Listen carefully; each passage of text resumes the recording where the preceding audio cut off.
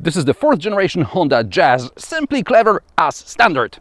Hybrid just kicked in, yo! This is where I get your attention and you decide it's worth subscribing, so you don't miss any of my shenanigans.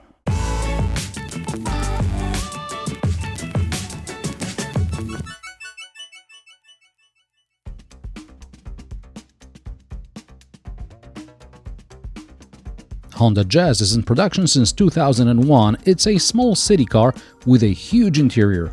Since its debut, the Jazz gained almost 20 centimeters in length, but the 4th generation is only 16 millimeters longer than the 3rd, and it is 10 millimeters lower. Ground clearance is up by 2 millimeters for the standard version and 18 millimeters for the Crosstar model. The Crosstar is what the 3rd gen post-lift X-Road was, but beside plastic cladding, the Crosstar at least gets higher ground clearance. A notable change is the boot volume. At around 300 liters, depending on the trim level, it's over 50 liters smaller than in the 3rd generation.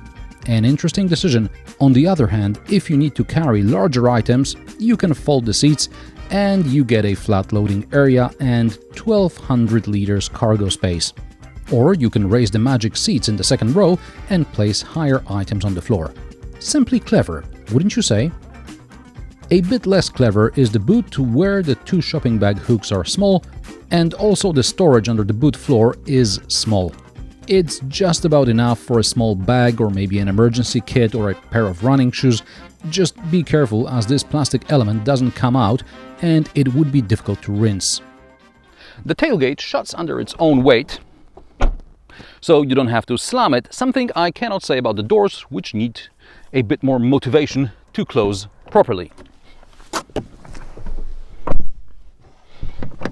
See what I mean? In the back there is still plenty of legroom despite a slightly shorter wheelbase. That's partly thanks to the smaller boot. There are 2 USB ports, door pockets, well, rather for smaller than larger bottles. There are seat pockets down here, but besides the normal ones, the usual ones at the bottom, there are also ones on top for your mobile devices, just like in a Skoda Octavia or VW Golf. On the downside, there is no armrest or air vent. There is also no backrest tilt adjustment, and for me the position in the back is too laid back. Perhaps it's easier to install child seats like that. I don't know, I don't have kids, but please enlighten me. And if you want to carry something longer, you can remove the headrest from the passenger seat and fold it almost flat. In other cars, the seat sometimes folds flat to the front, but it's often an option you have to pay for. And here, it's standard. Simply clever, just like the magic seats. A lot has changed in the front, but at the same time not much is going on. I love the grey upholstery with white accents, minimalism and function. Honda Jazz still has cup holders next to the side air vents. Your drinks are cold in the summer and warm in the winter. Simply clever again. The display is small and simple. It shows you basic information from the trip computer, radio, phone, sat-nav, etc. The interface is intuitive and user-friendly. You operate it by a couple of buttons and a jog dial on the steering wheel. You even get on-screen instructions when to use the jog dial. On either side of the display, there are 2 indicators, one for the battery charge, because it's a hybrid, and the other one is the fuel gauge. All this is nice and simple, but on a sunny day at noon, you can't see the display, and even the sun visor is not enough to cast a shadow over it. A bit of a deeper recess, and it would be fine. It's strange to see a silly mistake like this, because the Jazz interior is generally very well thought out, with features which should be standard across the industry, and yet many car makers seem to forget about them. For example, the display brightness toggle switch is large and clearly visible. You don't have to look for it somewhere above your knee or in multi-stage menus. It's just there within reach, in plain sight. That's how it should be done. On the other side, there is the start button, again, easy to see and reach, rather than being located above the knee like in the old Jazz. Honda also brought back physical buttons and knobs for the AC. In the third generation Jazz, physical controls were only for manual AC, but higher trim cars got touch AC controls. Even on the mainly touch-operated infotainment display, there is a physical volume knob, physical next station buttons, and home as well as the back buttons are physical as well. The infotainment system interface is also improved. There are now large, clearly visible tiles, which are easy to press even when you're driving. Sat-nav no longer crashes, but who cares when you've got Apple CarPlay and Android Auto. There is also a voice assistant, but this feature hasn't been activated in the press car.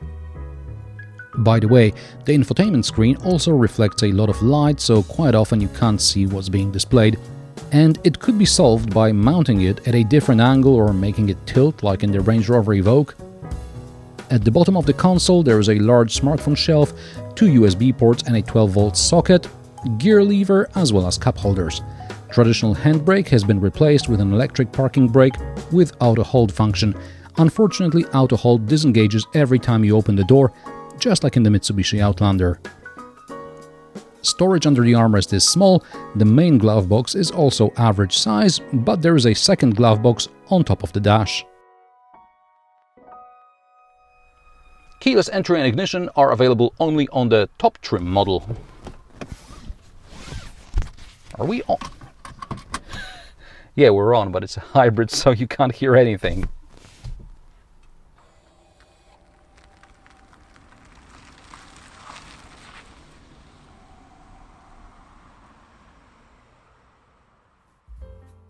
Something I noticed in the third generation Jazz, in order to get rid of the infotainment distraction warning, you had to, oh the irony, click a button on the screen. Otherwise, after some time the screen would go blank and good luck turning it back on again without being distracted. Here the warning disappears on its own after a couple of seconds.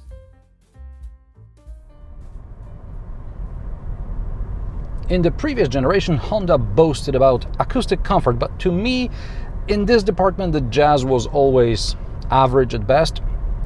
But something has really changed in this one. The windscreen is now at a different angle, so there is less wind noise in general. The front part of the A-pillar is now much thinner, down to 55 mm from 116 mm. There are also new seals, thicker glass on the corners.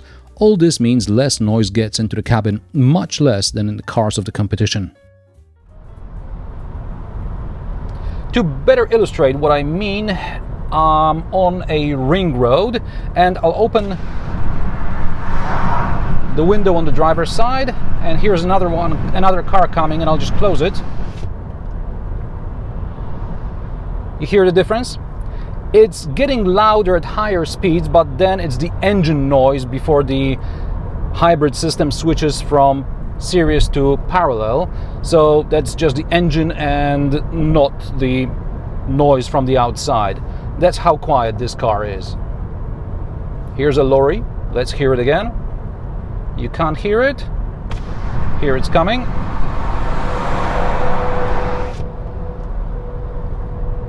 And you can barely hear it. Amazing. Under the hood is a 1.5-liter petrol engine producing 97 horsepower and 131 Nm of torque. However, together with the electric motor, the whole hybrid system generates 109 horsepower and 253 Nm. Power is sent to the wheels through an e-CVT. The Jazz accelerates from 0 to 100 km per hour in 9.5 seconds, and the top speed is 175 km per hour should you feel like going flat out on the autobahn. Here a brief explanation of the Jazz's hybrid drivetrain. Honda calls it e-HEV, and it's a new powertrain for the new Jazz. In Europe, the Jazz is available only as an e-HEV. In serious hybrid mode, the Jazz is propelled by an electric motor powered by a traction battery, which in turn is charged by the petrol engine working as a generator. However, once you reach a certain speed, the car goes into parallel hybrid mode, where the electric motor aids the petrol engine spin the wheels.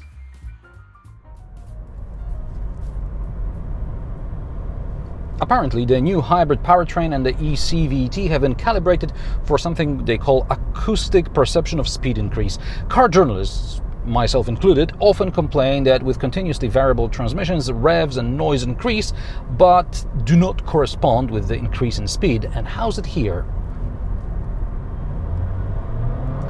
Whoa, the hybrid just kicked in, yo!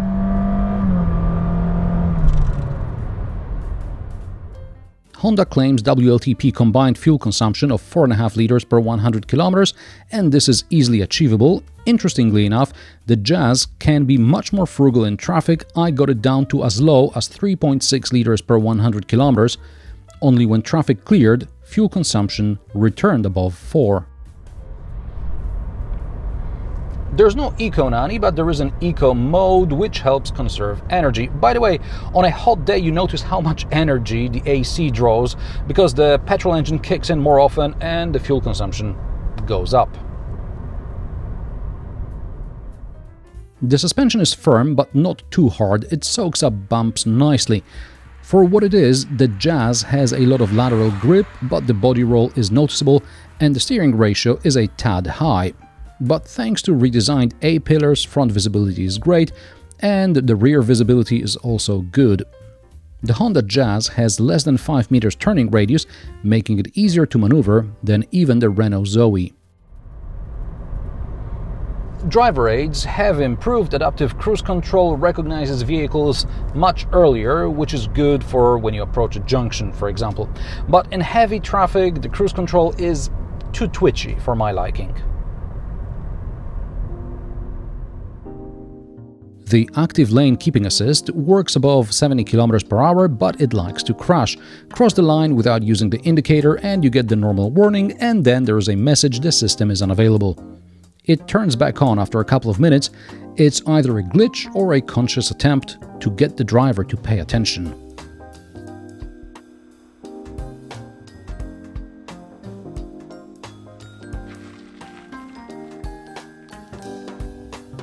Prices of the new Honda Jazz start at, wait for it, €22,000. This test car in executive trim costs a whopping €24,650.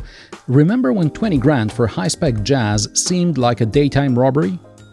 Honda Jazz has been designed according to the Japanese notion of yunobi, which means pleasant aesthetics. Here in Europe, it's called simply clever, and, in my opinion, Honda did it better than Skoda.